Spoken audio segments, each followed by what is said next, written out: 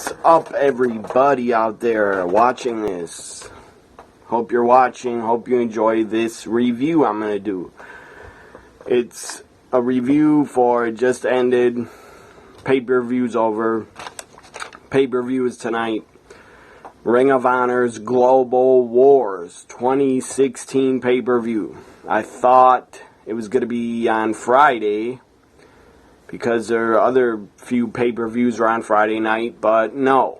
This was tonight, Sunday night, on pay-per-view Ring of Honor's Global Wars. ROH Global Wars 2016. Here goes a review.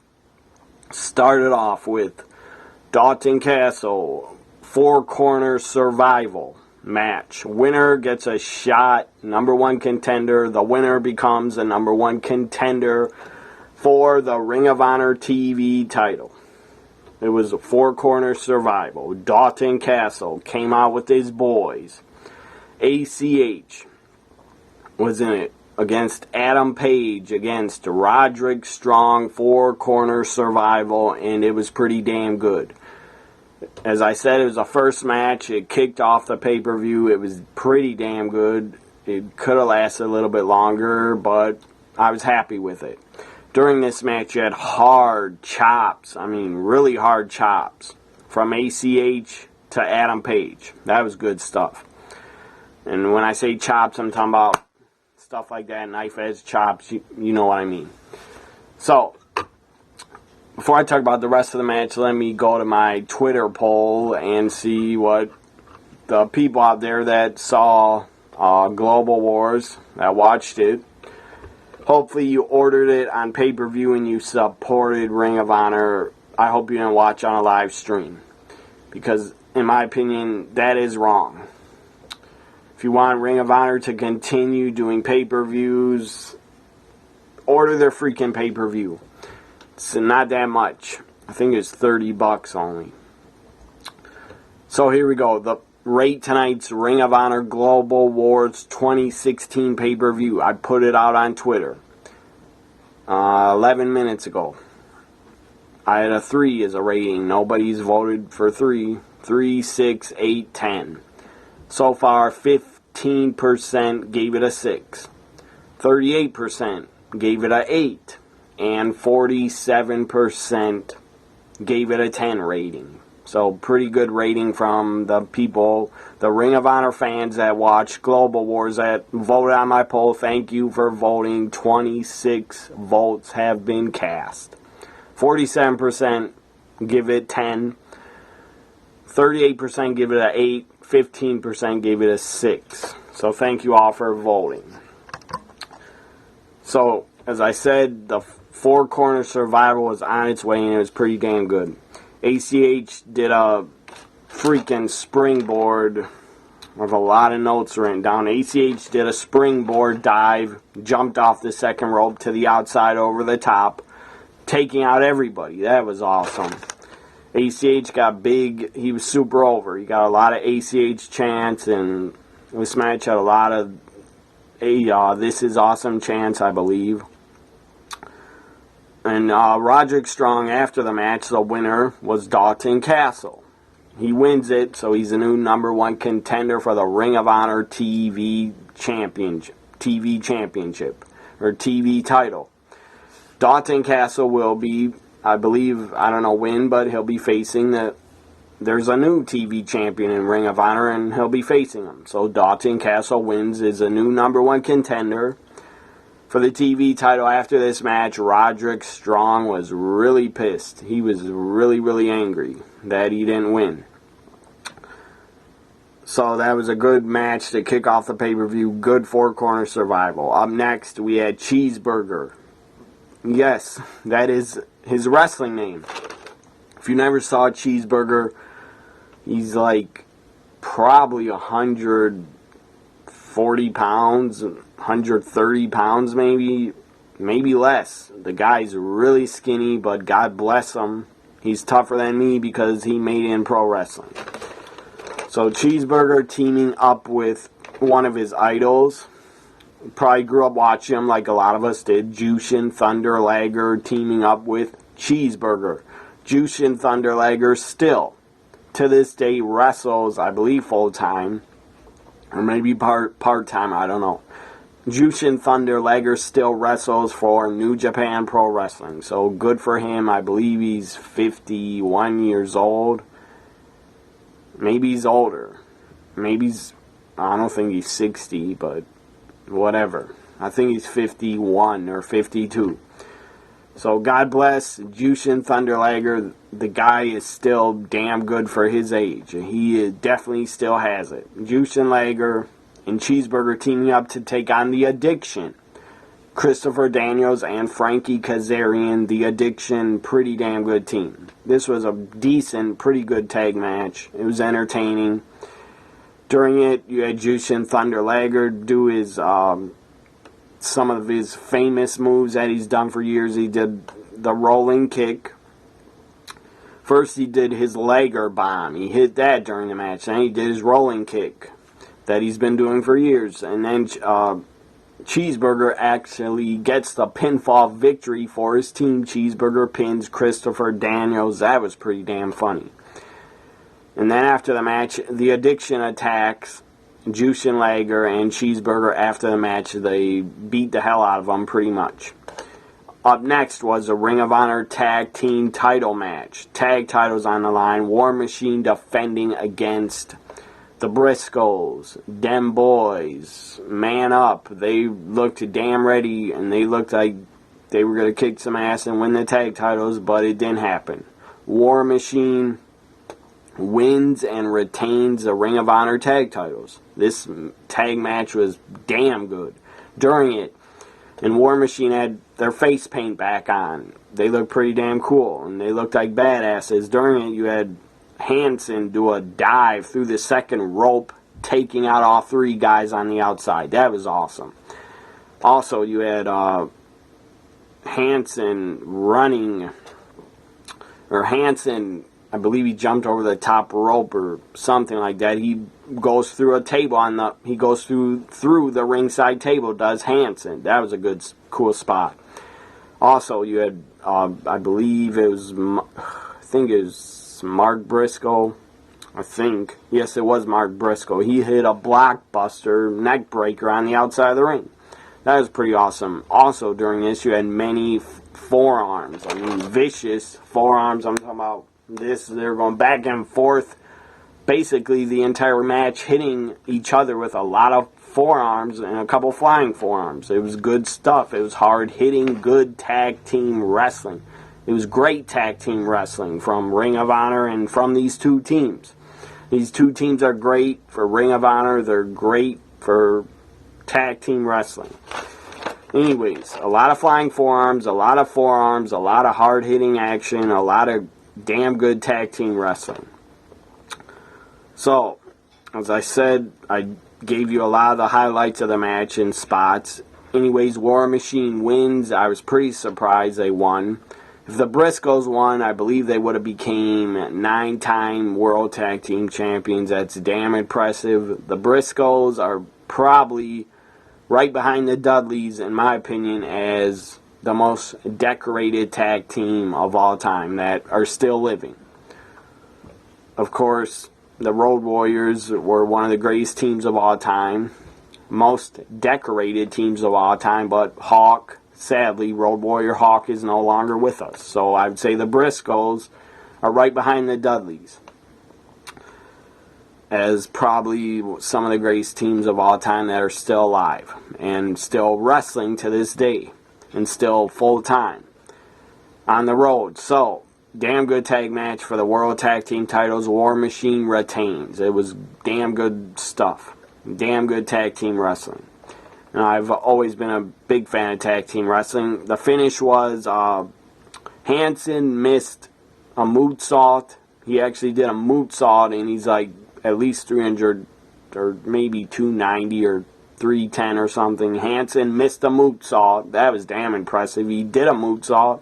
And then Jay Briscoe hit a J Driller. But the ref counted 1, 2, and it looked like his hand came down for 3, but it was not a 3 count. The fans thought it was a 3 count. I thought it was a 3 count, but it wasn't. The ref stopped at the last second because Hansen got his shoulder up. Anyways, it was very close to being a 3 count, and the Briscoes would have won, but no. War Machine hit Fallout. Their finisher, 1, 2, 3 was over. As I said, War Machine retains. Up next, we had Kyle O'Reilly taking on New Japan Pro Wrestling's... I have trouble with this guy's name. I already forgot his name. I believe it's Naito. Or I think it's Naito. Anyways, Kyle O'Reilly against New Japan Pro Wrestling's Naito. The guy is a current reigning IWGP heavyweight champion. I believe his name is Naito. If I'm wrong, I apologize. I don't get to watch that much New Japan Pro Wrestling. I just don't have time to. So Naito, he wins. It was a pretty damn good match. A lot of submission wrestling. Kyle O'Reilly, during the end, hit a Regal Plex. 1, 2, but a kick out by Naito. That was damn good. Then he hit his finisher. Naito hit his finisher, and it was over. 1, 2, 3. But it was a damn good match. After the match, Kyle O'Reilly is getting ready to shake hands with Naito. Whatever the guy's name is. I apologize if I got it wrong. He's about to shake hands with him. Kyle O'Reilly wants to shake his hand because in Ring of Honor you have the Code of Honor. He shakes his hand, then he attacks Kyle O'Reilly, beats the crap out of him. And then he kicks him in the nuts. He lifts his legs up, and Kyle O'Reilly was laying on his back in the ring. He lifts his legs up, kicks him in the balls. That was pretty brutal. That had to hurt a little bit. Up next, we had Moose. This was a tag team match, and it was pretty damn good. Moose and Okada. I hope I said that name right. I think it's Okada. The guy's a big star in New Japan Pro Wrestling.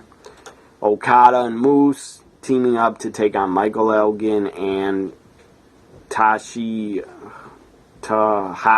or I can't pronounce a freaking guy's name.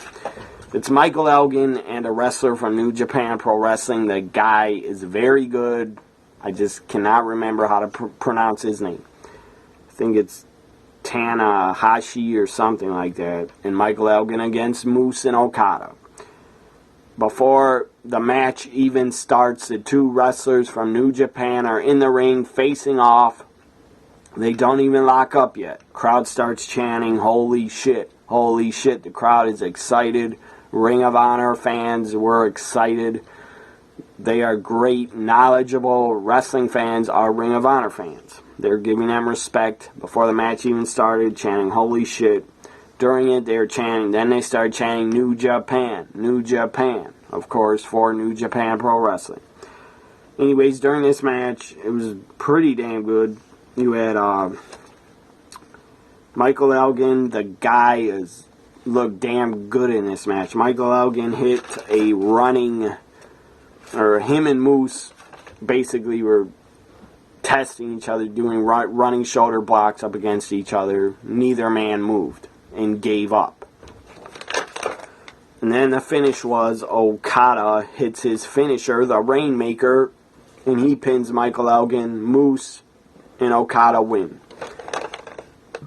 Up next, we had the Ring of Honor TV Championship on the line.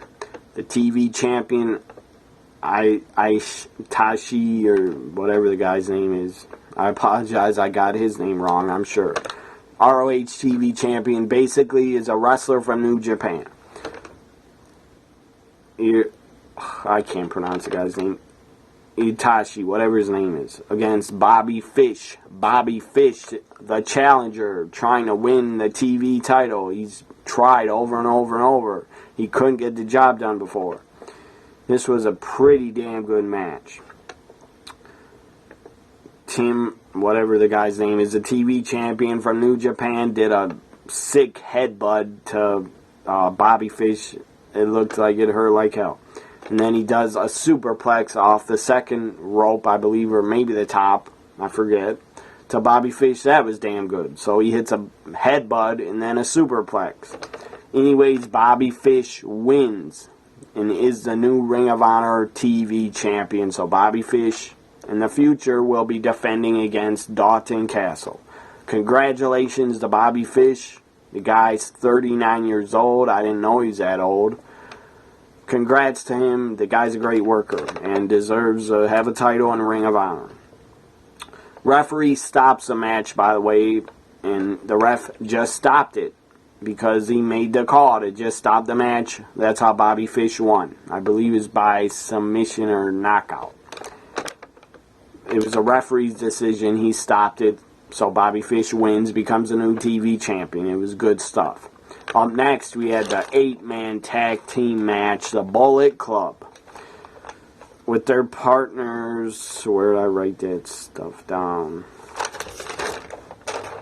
The Bullet Club, their partners were the Sons of Haku, the badass former wrestler. He was in WCW known as Meng. He was in the WWF known as Haku.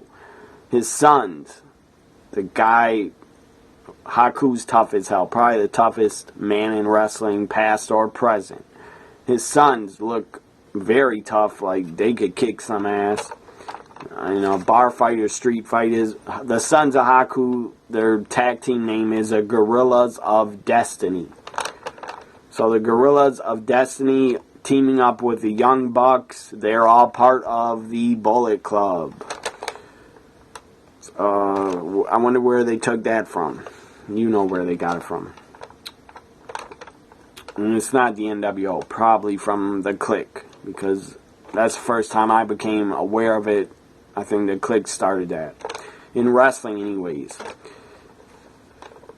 So the Bullet Club, the Young Bucks and the Gorillas of Destiny teaming up to take on the team of Matt Sydal, New Japan Pro Wrestler. I can't pronounce the guy's name. He was pretty damn good. Matt Sydal, New Japan Pro Wrestler, and the Motor City Machine Guns. This match, Steve Corino, playing his Mr. Wrestling 3 character, had a super kick counter. It was on the bottom of the screen. It was Steve Corino in his Mr. Wrestling mask as a super kick counter. The number was at 0 when the match started. For the entire match, it stayed at 0. Because the Young Bucks did not hit one super kick in the entire match. It was pretty funny. Steve Corino was going insane. On commentary, it was pretty damn funny. He was saying, like, I spent $6,000 on this counter. They better hit a super kick soon. I spent $6,000. Then after the match ended, Steve Corino kept saying, I'm screwed. My wife is going to kill me because I spent $6,000 on this super kick counter for the Young Bucks and they didn't hit a super kick. So the super kick counter stayed at 0. It was pretty damn funny. But the Young Bucks at the end of the night, they make up for the super kicks they did not hit in their match. They make up for it. That's for damn sure. This was a pretty good 8-man tag. Pretty damn good. It was very good. Anyways, the winners, of course, were the Bullet Club. They win it. It was a good 8-man tag. And the super kick counter got 0 super kicks, and the match ended. And Steve Corino was screwed and pretty upset. I thought he was going to cry almost on pay-per-view, but he didn't cry. And Corino, I thought was going to, and when they hit their first super kick, Corino would have probably came in his pants, but thankfully he did not. He didn't get to fanboy and fangirl out for the super kicks. I'm not a fan of the Young Bucks. I've said it on Twitter. I am not a fan of theirs. They are a good team. They have talent, but I'm not a fan of theirs. I'm just not. So after that, 8-man tag before the main event, BJ Whitmore comes out, confronts Steve Corino as Mr. Wrestling 3 and says, Corino, you're a joke. I don't know what you're trying to do. We all know you're under the mask. For months and months, you've been saying you're Mr. Wrestling 3. You're not. You're Steve Corino. And BJ Whitmore had a mask on. He had a masked superstar mask on. The masked superstar used to be Demolition Axe. He used to wear a mask before he's in Demolition. And he was called the Masked Superstar. So BJ Whitmore pulls his mask off. and says, look, I'm BJ Whitmore, and I know you're Steve Corino. And then he says, I have proof, and I got proof for you. Take this. And he gives Steve Corino a flash drive to put in a computer. I don't know why, but I guess he has pictures of Corino, and he's trying to expose Mr. Wrestling 3, whatever. So he gives Steve Corino a flash drive and says, look at that after the show. And again, Kevin Kelly's like, well, he gave you a flash drive. Okay, whatever. It was pretty weird. Main event up next. Colt Cabana comes out first, a challenger for the Ring of Honor World Heavyweight Championship. Colt Cabana returning to Ring of Honor for the first time in 5 years. Colt Cabana has been gone for 5 fucking years. Didn't feel like 5 years, but whatever. He had a lot of fans during the pay-per-view. They showed a video package of some of Colt Cabana's fans, of basically his podcast, and wrestling fans. I'm sure they're wrestling fans also. But they're saying, we love Colt Cabana because his podcast is so great, and I never miss an episode, stuff like that. I don't got time to listen to Colt Cabana's podcast, and I don't really care to. I'm sure it's good, but I've been listening to his podcast since he had CM Punk on. So, there you go. I guess Colt Cabana is a big deal in the podcast world. I don't really care if he is. I don't got time to listen to him. I only got time to listen to one radio show, and it's not a podcast. It's one of the biggest radio shows in the U.S., one of the most popular still. And a certain guy hosts it. His name's Howard Stern. That's who I listen to. I don't got time to listen to podcasts about wrestling or anything else. Anyways, Colt Cabana comes out, gets a pretty damn good reaction because they're in Chicago, or a suburb of Chicago. They're in Illinois. I believe it's called Chicago Ridge, or Chicago Ridge something, Illinois. Anyways, Colt Cabana, damn good reaction. Welcome back to Ring of Honor, Colt Cabana. I know him and Ring of Honor had issues. I guess their problems are fixed because he's back on pay-per-view. And Colt Cabana was challenging Jay Lethal for the world title. Jay Lethal comes out next. The champ is here, and the champ is Jay Lethal. I said it on Twitter. The guy, Jay Lethal, is one of the best world champions in wrestling today. He's definitely better than Roman Reigns, has more talent, and can cut promos. Also, Jay Lethal is better than Drew Galloway, in my opinion, in TNA. And the New Japan World Heavyweight Champion, I'm sure is very good, but I don't follow the guy. I only follow, basically, I follow the most is Ring of Honor, TNA, WWE, and NXT. That's what I follow. I don't have time to follow New Japan or Lucha Underground. And I don't care who the champion is anyways in Lucha Underground. I'm sure it's good stuff, it's entertaining, but I don't have time to follow who their champion is. Anyways, Ring of Honor World Champion Jay Lethal comes out with Tyler Hendricks. She looked great. And her and Jay Lethal make a great freaking team. This match starts, it was pretty damn good. Went about close to probably 20 minutes, and then interference happened. The lights cut out. And who was in the ring?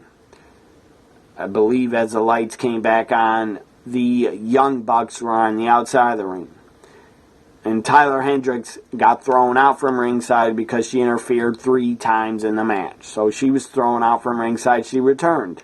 Interfered again, lights went out, or maybe the lights didn't go out. The Young Bucks started interfering, and they were on the outside of the ring. They were about to super kick Tyler Hendricks, but they didn't.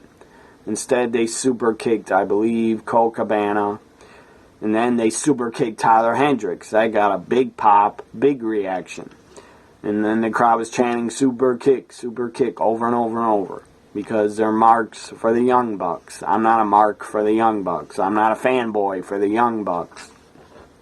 Anyways, then they get in the ring, lights go out again. Kevin Kelly, Steve Corino start saying, "Oh, I think our power went out. We apologize." And I thought they were really selling it. I thought the power did really go out. But then the lights come back on, so obviously it was a work.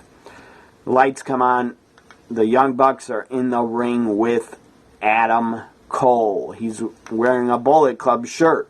And before Adam Cole came out, the Young Bucks offered 2 Bullet Club shirts to Colt Cabana and Jay Lethal. They threw them to them. They wouldn't take them. So then they got super kicked. Adam Cole comes out. He's in the middle of the ring with a Bullet Club shirt on. He cuts a little promo. It says the Bullet Club is taking over baby or something like that, he said. And then things got insane. The Bullet Club, the Guerrillas come out.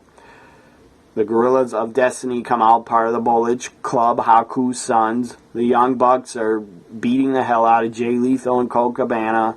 And then they start super kicking everybody. I mean, everybody at ringside. I'm talking about security, which the security was probably indie workers. They start super kicking them.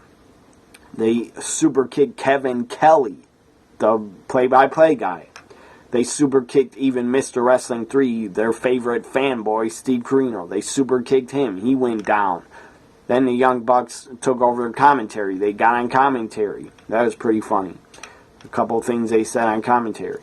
And then they tie up Jay Lethal to the top rope. They tie up his hand to the top rope, keep beating the hell out of him. Adam Cole picks up the World Heavyweight Championship, stares at it, goes back to beating up Jay Lethal.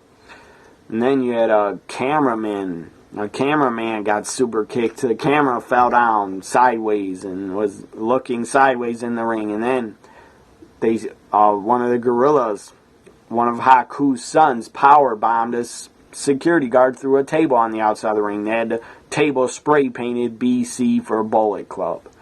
Crowd was going insane. Crowd loved it. I didn't really love the end to the pay-per-view. I mean, it was entertaining. It was something different.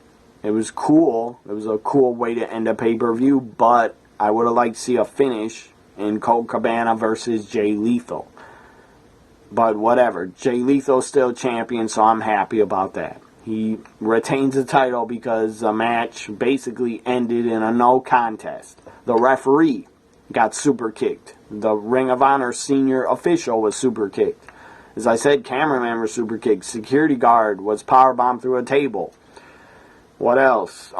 This guy got in the ring, had a ponytail. I didn't know who the hell he was. He had a ponytail, and I guess I heard from Twitter, I didn't know who the guy was. I didn't recognize him, but I guess he's at ringside, sitting ringside. He was the Young Bucks' father. Young Bucks' father had a ponytail just like them. And he was standing in the ring like, stop doing all this carnage. And he was standing in the ring, and Adam Cole, Young Bucks are standing together. 3-way super kick to the Young Bucks' father. He goes down. Pretty damn, as I said, good, entertaining end of the pay-per-view, but I would have liked to see a winner. Jay Lethal retains by no contest, basically. But Global Wars rating, I'd give it 1 to 10. I'd give it a 7.5. Pretty damn good wrestling pay-per-view. If you're a fan of pro wrestling, Ring of Honor is for you. So you should order their next pay-per-view. That's what I think you should do, is order the next Ring of Honor pay-per-view.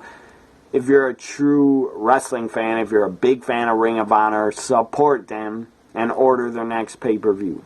Do that for me. Anyways, this is my Ring of Honor Global Wars 2016 pay-per-view review. Hope you enjoyed it. I enjoyed the show a lot. I'm glad I paid for it and ordered it. I'm glad I watched it and paid for it and ordered, as I said. So, follow me on Twitter if you'd like, at TNA WWE Guy. Also, at NXT WWE Guy. Also, if you're watching this review for the first time and you have friends that are big wrestling fans, tell your friends to subscribe to my YouTube channel. If you're watching this video for the first time, subscribe to my YouTube channel. If you're a wrestling fan, I really appreciate it. I got a ton of playlists, a ton of wrestling videos in my playlist. Shows like countdown videos. I mean, top 10s, top 5s in the countdown playlist. I got a fantasy booking playlist. I fantasy book every NXT takeover, every WWE pay-per-view, every WWE network special. I might start fantasy booking TNA for Slammiversary, and maybe even fantasy booking Ring of Honor. So, a lot of fantasy booking shows going back to last year's Survivor Series, and I fantasy booked the WWE World Heavyweight Championship Tournament. I fantasy booked that. I got countdown playlist, fantasy booking playlist, a year in wrestling playlist, over 85 videos of year in wrestling shows.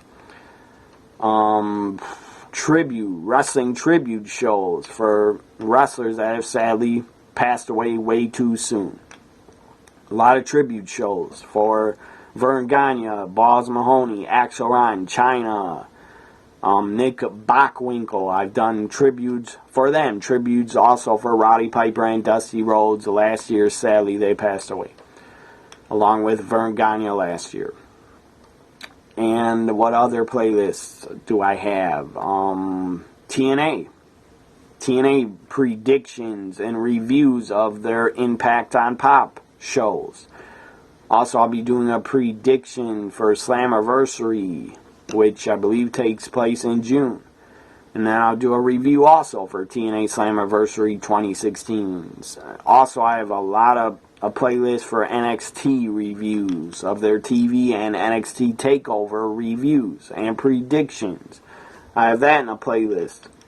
WWE Network pay-per-views and specials. I do predictions on those and reviews. I have that in a playlist also. So check out all my playlists and subscribe to my YouTube channel if you're a big wrestling fan like I am.